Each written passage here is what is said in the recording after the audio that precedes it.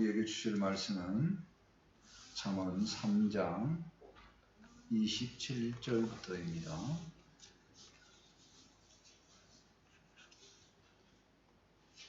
구약 914쪽 잠언 3장 27절에서 35절까지 한 절씩 교독합니다. 내 손이 선을 베풀 힘이 있거든 마땅히 받을 자에게 베풀기를 아끼지 말며 내게 있거든 이웃에게 이르기를 갔다가 다시 오라 내일 주겠노라 하지 말며 내 이웃이 내 곁에서 평안히 살거든 그를 해하려고 피하지 말며 사람이 내게 악을 행하지 아니하거든 까닭없이 더불어 다투지 말며 호악한 자를 부러워하지 말며 그의 어떤 행위도 따르지 말라. 그저 패역한 자는 여호와께서 미워하시나 정직한 자에게는 그의 고통하심이 있으며 악인의 집에는 여호와의 저주가 있거니와 의인의 집에는 복이 있느니라. 진실로 그를 거만한 자를 비우시며 겸손한 자에게 은혜를 베푸시나니. 함께 읽습니다. 지혜로운 자는 영광을 기업으로 바꾸니와 미련한 자의 영달함은 수치가 되느니라. 아멘. 말씀의 제목은 마땅히 베풀라 이렇게 잡아보았습니다. 지금까지 말씀은 이제 젊은이들에게 하는 강화의 15가지 중에 5가지 얘기를 했어요. 지혜가 얼마나 유익한가, 지혜의 좋은 점들에 대해서 이렇게 쭉 정리를 했습니다.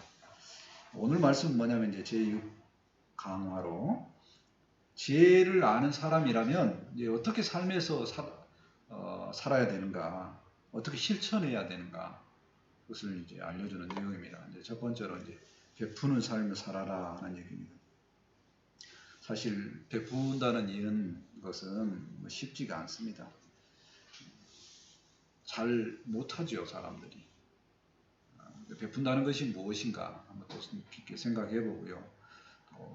성경에 나오는 그 기준으로 우리가 모두 베푸는 사람이 되었으면 좋겠습니다. 아멘.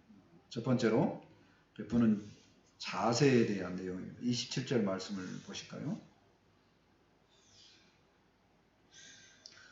내 손이 선을 베풀 힘이 있거든 마땅히 받을 자에게 베풀기를 아끼지 말며. 질문을 한번 해볼까요? 나 자신은 베풀기를 좋아한다. yes, no로만 생각해 보세요. 나 자신은 베풀기를 좋아한다. 또 다른 질문을 한번 해볼까요? 나는 베푸는 사람은 좋더라. 베푸는 사람이 좋다고 생각하면 그러한 사람이 되었으면 좋겠습니다. 근데 또 이렇게 말을 하죠. 베풀고 싶어도 뭐가 있어야지. 내 형편에 뭐 차라리 피해는 안 주면 다행이지. 이렇게 이야기를 합니다. 자신을 생각할 때 베풀 힘이 있는가 고민이 되죠.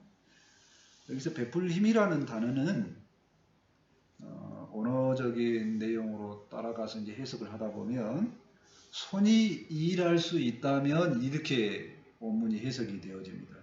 다시 말해서 뭐냐면요. 내가 뭔가를 할 수만 있다면 힘은 충분하다는 얘기예요. 성경은 그렇게 이야기를 합니다. 그래서 모든 사람은 베풀 힘이 있다. 이렇게 봐도 된다는 겁니다. 그렇게 힘은 있는지 확인을 했습니다. 그러면 베풀 때 어떤 마음으로 베풀어야 된다고요? 아끼지 말아야 된다고 그랬어요. 자, 그런데 여기서 베품의 권한을 보면은 마땅히 베풀 자가 아니고 마땅히 받을 자예요. 받는 사람이 마땅히 받는다는 거예요.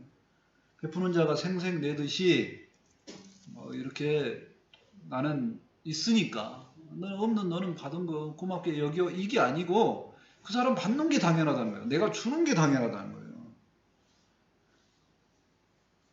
그들이 마땅히 받을 자이고 우리는 아무 대가 없이 베풀어야 된다는 겁니다.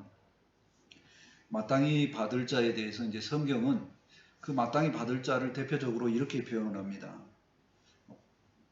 나그네와 고아와 가부 이렇게 이야기합니다. 대표적인 말씀으로 신명기 14장 29절 말씀을 보면은요. 너희 중에 분깃이나 기업에 없는 내인과 성직에 존재하는 사람들, 또 내 성 중에 거류하는 객과 및 고아와 가부들이 와서 먹고 배부르게 하라. 그들에게 항상 베풀라는 얘기입니다. 그들이 배부르게 하라는 거예요. 그리하면 내 하나님 여호와께서 내 손으로 하는 범사에 내게 복을 주시리라. 그들에게 베푸면 하나님께서는 복을 내게 준다는 거예요. 그렇게 베푸는 것이 당연한다는 거예요. 20절 말씀을 볼까요? 내게 있거든 이웃에게 이르기를 갔다가 다시 오라. 내일 죽겠노라 하지 말며 있거든 주라 했다는 있거든 주라 그랬어요. 자신을 생각하면 아까는 이제 뭔가가 힘이 있는 거고 이거는 이제 외적인 물건 같은 것들이죠. 마음일 수도 있는데요. 내게 남의 줄 것이 뭐가 있는가 이렇게 생각한다는 거예요. 근데 여기서는 뭐냐면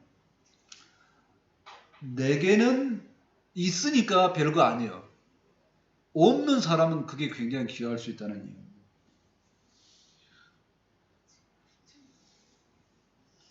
내게는 무엇이 있냐면 그래도 아무리 없어도 1, 2만 원은 있다는 얘기예요. 그 내 마음대로 쓸 수 있는 그 돈.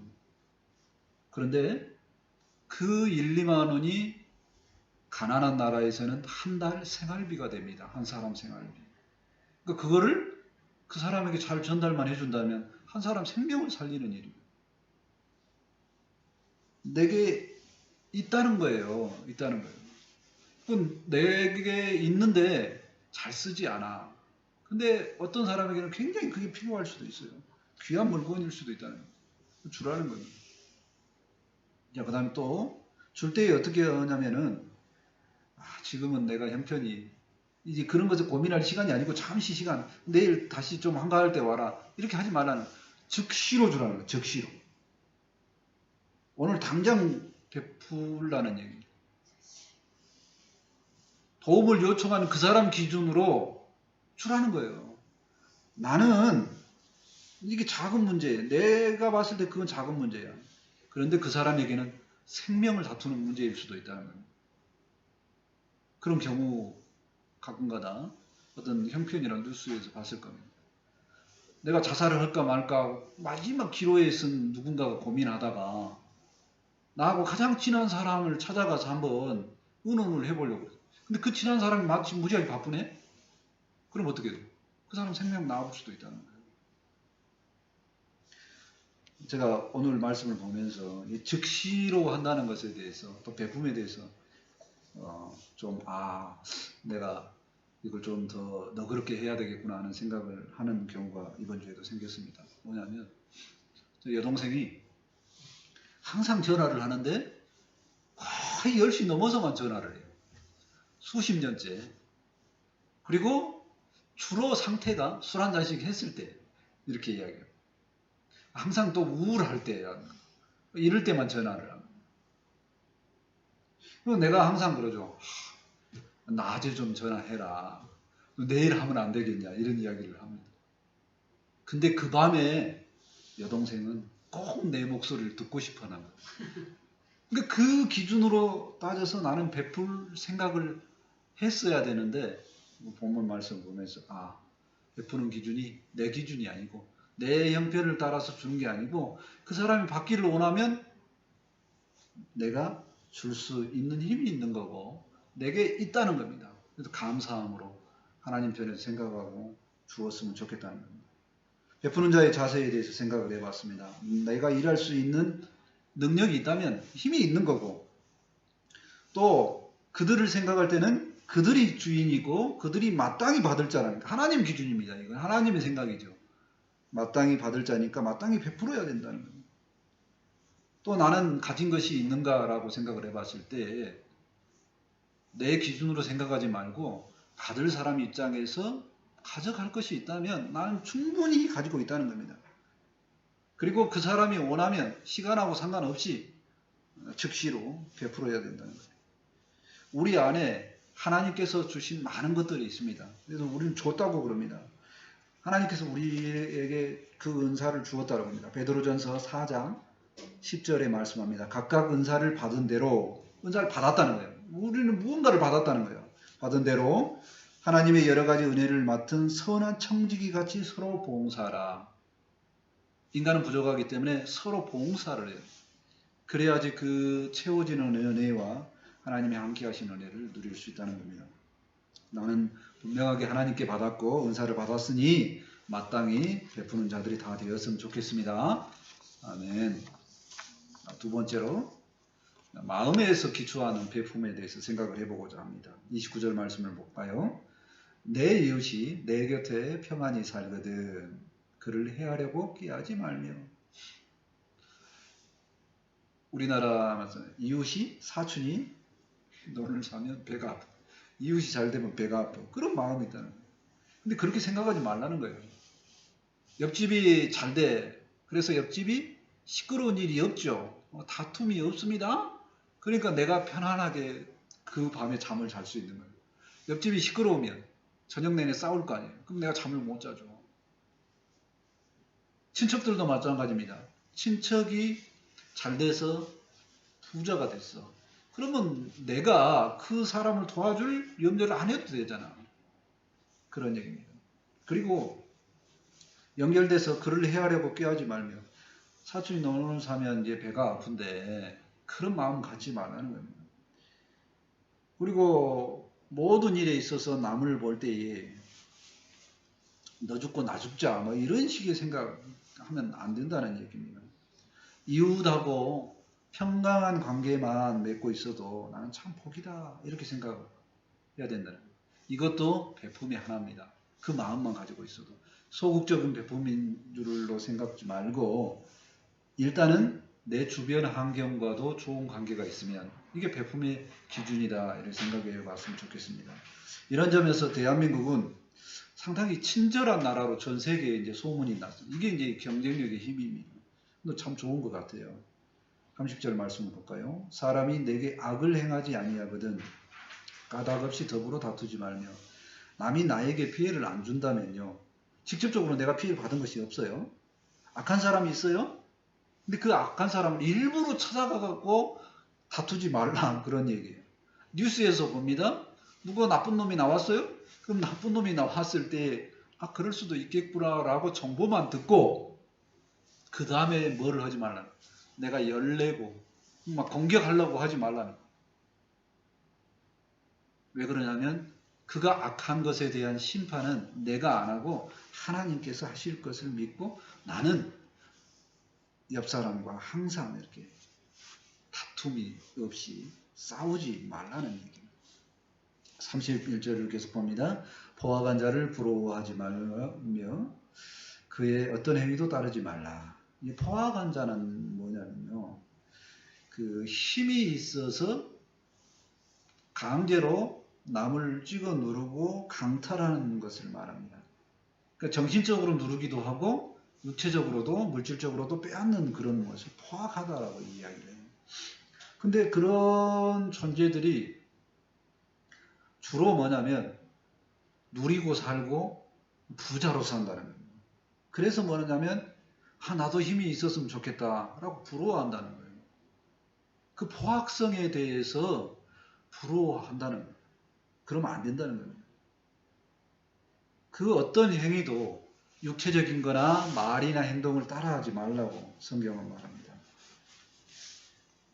근데 가끔가다 부러워하는 건 왜 부러워하느냐? 그 속에 있는 악한 것은 보지 않고 부만 보기 때문에. 지금 잘 되는 것도 아니죠. 물질적으로 풍요한 겁니다. 잘 되는 게 아니라 물질적으로 풍요한 것만 보고. 그래서 이제 부러워한다는 거예요. 오늘날에도 똑같죠. 부자들만 보면 부러워하는 경우가 많아요. 그 사람들이 얼마나 선량한 사람들에게 해를 끼쳤는지 그건 잘 안 보여요. 성경은 분명하게 그 어떤 행위도 따르지 말라고 합니다. 행동으로 따르지 않는다 하는 것은 마음도 포함이죠. 우리가 그런 마음에 그 사람들을 동경하거나 부러워하거나 그러면 안 된다는 거예요. 그것을 동경한다고 부러워한다는 그런 마음은 뭐냐면 나도 힘이 생기면 나도 그럴 수 있다라는 겁니다. 절대로 부러워하지 않았으면 좋겠습니다. 마음에 대해서 생각을 해보았습니다. 마음으로 베푸는 거. 이웃에 대해서 좋은 관계만 맺어도 복이다. 그러기 위해서 내가 이웃에게 포악하지 않고 악하지 않게 또 쓸데없이 다툼으로 이렇게 안 했으면 좋겠다는 겁니다. 남에게 해를 주지 않고자 하는 기본적인 마음의 출발도 소극적이지만 그것도 베품의 하나라는, 되도록이면 남과 다툼을 안 했으면 좋을 것 같습니다. 마음으로 베푸는 것이 소극적이지만 가장 중요한 기초가 되죠. 시작이며 출발입니다. 그래서 그 마음을 얻는 사람들이 베품을 잘 할 수 있는 기초를 다 가진 사람이다 생각해 보면 좋겠습니다.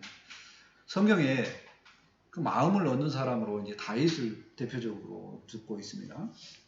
사무엘상 22장 2절에 보면 환난당한 모든 자와 빚진 모든 자와 마음이 온통한 자가 다 그에게로 모였고 그는 그들의 우두머리가 되었는데 그와 함께한 자가 400명 가량이었더라. 다윗이 지금 어떤 형편이 있냐면 쫓겨다닐 때, 적에 쫓겨다닐 때 전국적으로 다윗을 죽여라 하는 풍문이 있을 때입니다. 그런데 다윗이 그 사건이 있기 전에 얼마나 많은 사람들의 마음을 알아주고 베풀었으면 억울한 사람들, 환난당한 자, 힘든 사람들, 또 빚 있는 사람들, 마음에 온통함 있는 사람들이 다윗에게 그냥 온다는 거예요. 다윗을 도와주려고 오는 게 아니라 그냥 다윗에게 오는 겁니다. 함께 하고 싶어서. 다윗이 도망 다니니까 함께 하고 싶어서. 이처럼 우리도 주변에 많은 사람들이 내게 전화가 오고 나하고 자꾸 얘기를 하고 싶고 놀러 오고 싶고 만나고 싶어 한다.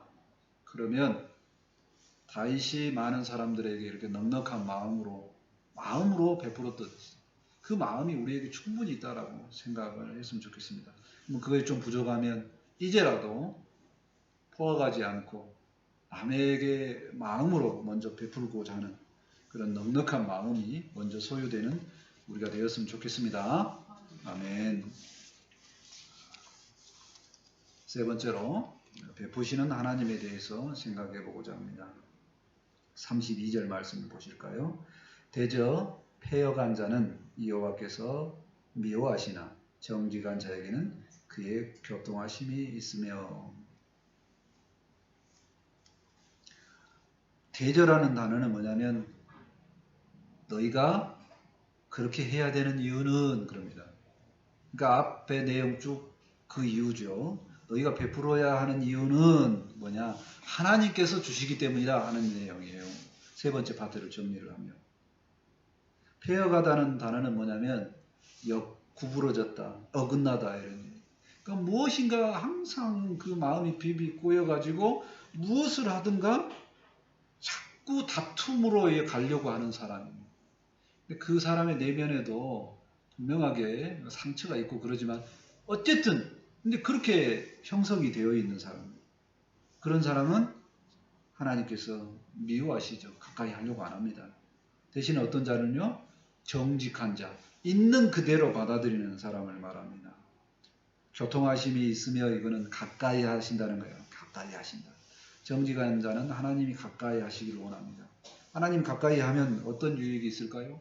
하나님의 선하심을 닮아가고 하나님의 부를 닮아 하나님의 능력을 우리가 항상 하나님이 갖고 있는 모든 것을 우리가 동일하게 소유할 가능성이 있죠.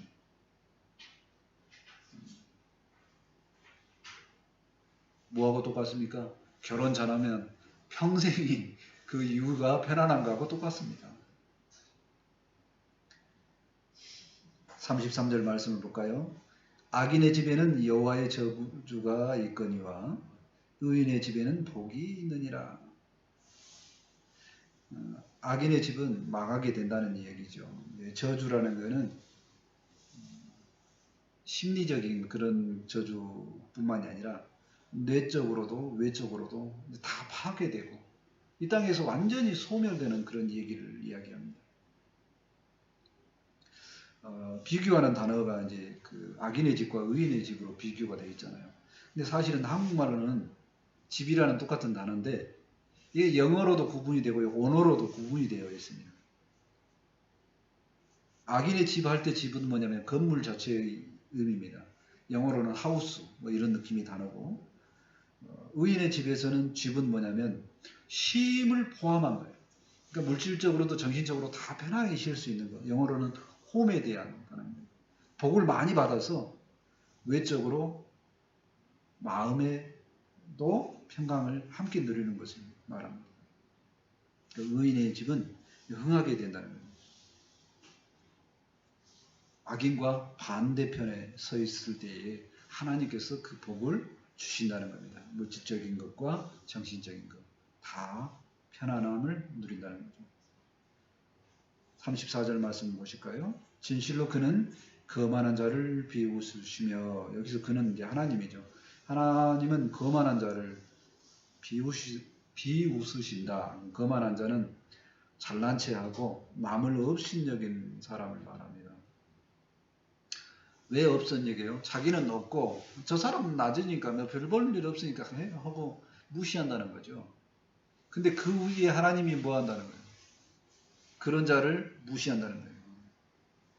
신경이 안 쓴다는 거예요. 내버려 둔다는 거예요. 내버려 두면 뭐합니까? 망하는 길로 가는 거죠.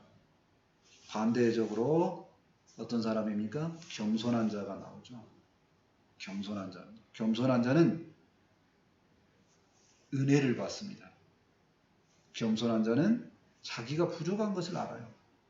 그 자기가 부족한 것을 알기 때문에 나는 부족하니까 남은 나보다 조금은 더 낫겠지. 이렇게 남을 높이고 궁극적으로 하나님 앞에서 자신이 피조물이니까 항상 낮추는 사람을 이야기를 합니다. 이 성경에서는 이런 겸손한 자에게 은혜를 주신다고 말하는 거죠. 하나님의 백성은 진정한 하나님의 백성은 항상 이렇게 겸손함을 가지고 있는 겁니다. 결코 교만하지 않는다는 거죠. 그래서 하나님은 이런 겸손한 자에게 은혜를 주기를 원하신다는 겁니다. 이번 주에 또 즐거운 소식이 있었죠. 한나가 종합시험에 합격을 했습니다. 근데 그게 뭐냐면 본인이 이야기할 때 뭐라 그러냐면 무릎을 꿇었다는 거예요. 겸손함을 통해서 하나님의 은혜가 온 것을 이렇게 확인했다. 그 전까지만 해도 대학원 생활 얼마 아니다 이거 이거 하고 누구나 하는 거 이렇게 생각을 했는데 그게 아니고 정말로 똑같이 노력해도 하나님의 은혜가 아니면 이렇게 내가 성공의 길로 합격의 길로 갈 수 없다는 걸 깨닫고 얼마나 감사했는지 모릅니다. 그 모습 보니까 내가 봐도 참 이쁘다. 모든 사람이 볼 때 이쁘겠구나 라는 생각을 하게 됐다는 거예요. 하나님께서 주시는 은혜를 체험하려면 하나님 앞에 겸손하고 하나님 앞에 간절히 필요한 것을 구하는 그런 사람이 되었으면 좋겠습니다. 아멘. 35절 말씀 보실까요? 지혜로운 자는 영광을 기업으로 바꾸니와 여기서 지혜로운 자는 포괄적인 의미를 말합니다. 32절부터 34절까지 있는 정직한 의인, 겸손한 자를 다 포함하고 있습니다. 그래서 모은 것이 그런 형태를 가진 왜 그런 성향이 되었느냐라고 하면 지혜롭기 때문에 그런 성향이 되었다는 거예요. 그래서 지혜로운 자는 하나님과 늘 함께하기 때문에 하나님을 통해서 무엇으로 가냐면 영광으로 나타나게 된다는 거예요. 영광은 내가 낮아지려고 해도 환경이 나를 높여지는 것을 말합니다. 주변이 나를 높이는 걸 말하죠. 진정한 영광에 이르게 된다는 거예요. 지혜로운 자는요. 겸손한데 높아진다는 거예요. 반대로 어떤 자입니까? 미련한 자는 수치를 당하게 되느니라. 원어에 보니까 영달함이라는 단어는 굳이 해석을 안 해도 될 것 같아요. 그냥 미련한 자는 수치를 당합니다. 여기도 똑같이 이제 대구적으로 이제 포괄적인 의미입니다. 미련한 자는 폐역한 자, 악인, 거만한 자 이런 자들을 포함하고 있죠. 그런 자들은 가장 중요한 하나님과 멀리 있기 때문에 수치를 당하게 된다 하는 얘기입니다. 베푸시는 하나님에 대해서 생각을 해보면요. 우리가 첫 번째, 두 번째 내용처럼 베풀 수 있는 그 기준이 뭐냐면 내가 하나님께로 받았다는 것을 인식하는 것. 이게 가장 중요합니다. 내가 각양 은사를 받고 있다. 내가 있다는 거예요. 내게 있다는 거예요. 그리고 사람들을 살펴보니까 그 마땅히 받을 사람이더라. 그래서 마땅히 베풀 수 있다는 일. 베푸시는 하나님을 보면 어떤 자에게 베푸시냐? 정리하면 지혜로운 자에게 베푸십니다. 정직한 자에게 은혜를 주시고 가까이 하시죠. 의인에게 복을 주십니다. 겸손한 자에게 은혜를 주십니다. 반대로 폐역한 자는 미워하시고 악인은 저주하시고 거만한 자는 비웃으시고 미련한 자에게 수치를 주십니다. 우리는 이렇게 베푸시는 하나님을 생각할 때에 결국엔 그 하나님께서 우리에게 주고자 하는 것은 뭐냐면 영광으로 나아가는 거죠. 원래 하나님은 영광이 있으십니다. 창조주 하나님께서 우리를 빚으셨어요. 우리를 만드셨습니다. 우리는 어떤 삶을 살아야 되냐면 우리도 똑같이 영광의 삶을 살아야 되는데 우리가 어떻게 영광을 가질 수 있냐, 취할 수 있느냐? 우리가 지혜가 있어야 된다. 그 지혜는 뭐냐면 내가 겸손해지고 하나님의 자녀임을 인식하고 하나님의 은혜 안에서 살고자 노력하면 하나님의 영광에 도달할 수 있다는 겁니다. 골로새서 3장 4절의 약속의 말씀이 있습니다. 우리의 생명이신 그리스도께서 나타나실 그때에, 그죠? 예수님께서 승천하셨고 부활 승천하셨고 예수님께서 이 땅을 심판하실 그때입니다. 그때에 너희도 그와 함께 영광 중에 나타나리라. 우리가 제약되고 연약하고 아무것도 아닌 것을 알기 때문에 나를 구원해 주실 그 구원자 예수님을 믿고 사는 중에 있다면 당연히 우리는 하나님께로 받고 또 최종 목표인 영광을 받을 수 있을 거로 믿습니다. 아멘. 말씀을 정리합니다. 일할 수 있는 우리는 베풀 힘이 있는 것이며 받는 사람의 입장에 맞춰서 베풀어야 함을 생각을 해봅니다. 또 마음으로 베푸는 것이 베품의 시작이고 또 기초입니다. 마음으로라도 늘 그런 마음을 가지면서 살았으면 좋겠습니다. 또 베푸는 자는 지혜로운 사람으로서 하나님께 받았음을 알고 지혜로 하나님 앞에 살기 때문에 하나님을 의지하기 때문에 하나님의 베푸시는 은혜를 다 받고 결국엔 영광까지 받음을 믿습니다. 아멘. 우리 모두 베푸는 가운데 베푸시는 하나님의 은혜도 동일하게 받는 우리 모두가 되었으면 좋겠습니다. 아멘. 기도합니다. 하나님 감사합니다. 우리는 하나님의 은혜 안에 있기 때문에 우리는 받았고 또 하나님 마땅히 베풀어야 함을 고백합니다. 인간적인 편에서 힘이 없고 없다고 생각하지 아니하고 하나님께서 각종 은사를 내게 주었다고 하니 또 하나님께서 우리에게 늘 은혜를 주시니 이제 받은 것을 가지고 풍부하게 나눠주는 베푸는 사람들이 다 될 수 있도록 함께하여 주옵소서. 말씀을 받아서오니 이 말씀이 힘이 되고 능력이 될 수 있도록 함께하여 주옵소서. 감사하며 예수님의 이름으로 기도합니다. 아멘. 이제 찬송 393장 하시고 준비하신 내용은 하나님께 드립니다.